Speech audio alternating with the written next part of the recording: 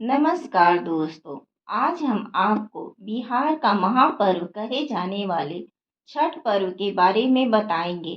आप सभी जानते हैं कि उगते हुए सूरज को तो सारा संसार पूजता है, लेकिन एक बिहारी डूबते हुए सूरज की पूजा करते हैं। छठ पूजा बिहारियों का सबसे महत्वपूर्ण त्योहार है। इस त्योहार के साथ इतनी श्रद्धा जुड़ी है कि बिहार वासी देश विदेश किसी भी कोने में हों, अगर अपने गांव नहीं आ सके तो वहीं पर इस त्योहार को पूरी लगन एवं उत्साह से मनाते हैं। इस पर्व को छठ अर्थात षष्ठी पूजा कहा जाता है। यह पर्व दीपावली के बाद छठे और सातवें दिन मनाया जाता है।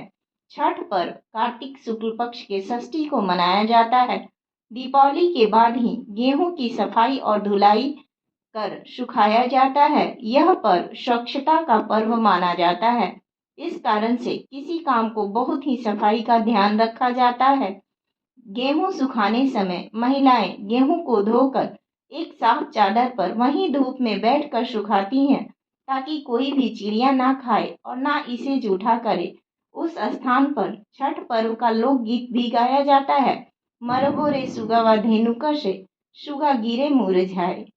मरबो रे सुगावा धेनु कसे सुगा गिरे मोर जाय सुगा गिरे मोर जाय। फिर गेहूं को सुखाने के बाद इसे जांता या फिर मिल में पिसाया जाता है। फिर मिल वाले भी मिल को अच्छे से धोकर स्वच्छता का ख्याल रखते हुए इसे पीसते हैं। इसी आटे से छठ का अर्घ देने के लिए ठेकुआ बनाया जाता है। ठेकुआ आटे और गुड़ से घी में मिलाकर पकाया जाता है। कुछ दिन पहले से ही घर की सफाई लिपाई पुताई चालू हो जाता है। छठ पर्व 4 दिनों का त्योहार होता है। पहला दिन नहा खा कहलाता है। इस पर्व को शादीशुदा आदमी और औरत ही करती हैं। ऐसे तो ज्यादातर औरतें ही इस पर्व को करती हैं। बढ़ती महिलाएं नहा खा के दिन बाल को धोकर नहाती हैं।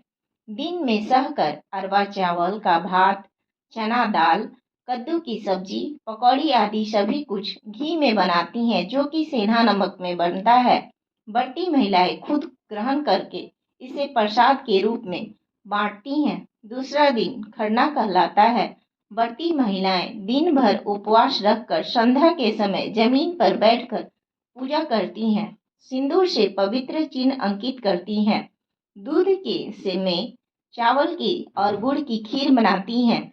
घी लगी रोटी और केले के साथ खीर का भोग लगाया जाता है। बढ़ती स्वयं इसे खाती हैं। इसके बाद सभी को प्रसाद के रूप में बांटती हैं। अगले दिन पूरा दिन उपवास का होता है। संध्या समय नदी तालाब में जाकर व्रती खड़ी होकर डूबते हुए सूरज भगवान को अर्घ देती हैं। घाट पर जाने समय परिवार के लड़के एवं पुरुष दौरा को अपने सर पर लेकर उत्साह से जाते हैं। इसमें सूप, अर्घ की सामग्री, केला, नारियल, गागल, सेव आदि सभी फल, मूली पत्ता, साथ ही हल्दी, पचमेवा, मखाना, बैर, सुथनी, अबरख, ठेकुआ, कचवनिया आदि सभी सामग्री होती है। उस सूप में बंधे हुए रहते हैं और गन्ना भी कुछ लड़के अपने कंधे पर लेकर जाते हैं। उस दिन घर से घाट तक की सफाई हुई रहती है। पूरे बिहार में गली गली में रोड पर आप सभी को कहीं कोई कचरा नहीं दिखेगा। हर रास्ते में रोशनी और लाइट जगमगाता हुआ रहता है। जगह जगह केले की थुम्मी और गेंदे के फूल से रोड को सजाया जाता है। सरकारी व्यवस्था भी रहती है। दूसरे दिन भी घर के लड़के और पुरुष घाट तक दौरा को सर पर लेकर जाते हैं। दूसरा अर्घ अथवा पारण कहलाता है। इस दिन उगते हुए सूरज को पानी में खड़े होकर अर्घ दिया जाता है और वहां घी का दीपक जलाकर सूप को रखा जाता है और गन्ने को चारों ओर सूप के बांध दिया जाता है।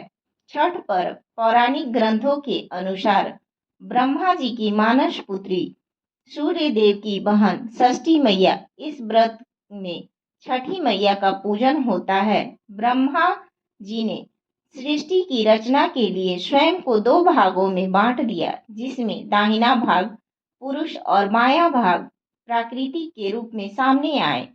सृष्टि की अधिष्ठात्री प्रकृति देवी के अंश को देवसेना के नाम से भी जाना जाता है। प्रकृति का छठा अंश होने के कारण इन देवी को एक प्रचलित नाम षष्ठी है, जिसे छठी मैया के नाम से जाना जाता है। पुराणों के मुताबिक राजा प्रियव्रत को काफी समय तक कोई औलाद नहीं था। तब महर्षि कश्यप पुत्र प्राप्ति के लिए एक यज्ञ करवाए और प्रियव्रत और उनकी पत्नी मालिनी को यज्ञ का प्रसाद दिया, जिससे उनके घर पुत्र हुआ। लेकिन वह पुत्र मृत पैदा हुआ। प्रियव्रत पुत्र का शोक बर्दाश्त नहीं कर पाए। पुत्र का शव शमशान में ले गए और वहीं अपने प्राण को त्यागने लगे। उसी वक्त ब्रह्मा जी की मानस पुत्री देवसेना प्रकट हुई और कहा, हे राजन, तुम मेरी पूजा करो।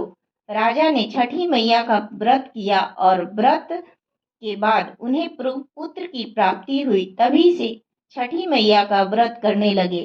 अवध के राजा राम और माता सीता लंका पर विजय पाने के बाद राम राज्य स्थापना के दिन कार्तिक शुक्ल पक्ष षष्ठी को भगवान राम और माता सीता ने सूर्य देव की पूजा की और सप्तमी को सूर्योदय व्रत फिर से अनुष्ठान कर सूर्य देव से आशीर्वाद प्राप्त किया।